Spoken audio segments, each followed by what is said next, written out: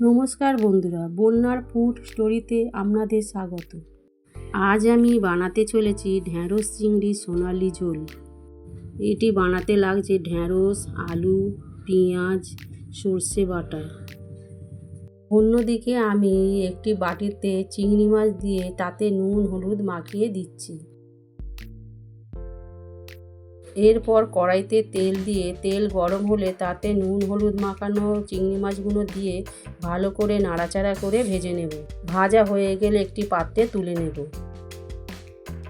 তারপর ওই তেলেই ছোট ছোট করে কেটে রাখা ঢেঁড়সগুলো দিয়ে ভালো করে ভেজে নেব। সামান্য লাল লাল করে ভাজা হয়ে গেলে ঢেঁড়সগুলো একটি পাত্রে তুলে নেব। তারপর ওই কড়াইতে আবারও সর্ষের তেল দিয়ে তাতে জিরে ফোড়ন দিয়ে লম্বা লম্বা করে কেটে রাখা আলু ও কুচি করে কেটে রাখা পেঁয়াজগুলো একসাথে দিয়ে ভালো করে নেড়েচেড়ে ভেজে নেব।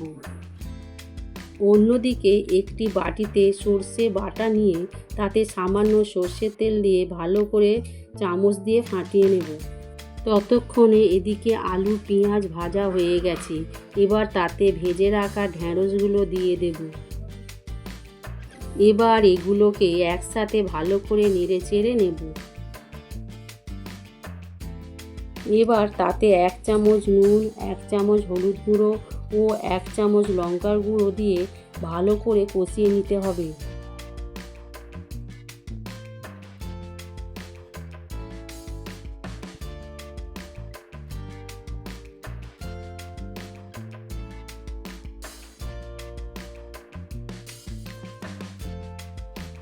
কষানো হয়ে গেলে তাতে পরিমাণ মতো জল দিয়ে দিতে হবে। তারপর একটু নাড়াচাড়া করে তাতে বেটে রাখা সর্ষেটা দিয়ে দিতে হবে।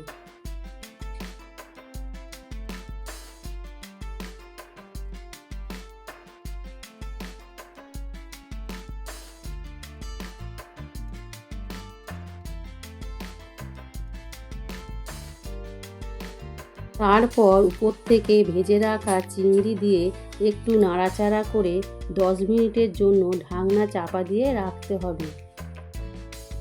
10 মিনিট পর ঢাকনা খুলে একটু নাড়াচাড়া করে নিলেই রেডি আমাদের আজকের রেসিপি ঢেঁড়স চিংড়ির সোনালি ঝোল। ভিডিওটি সম্পূর্ণ দেখার জন্য ধন্যবাদ।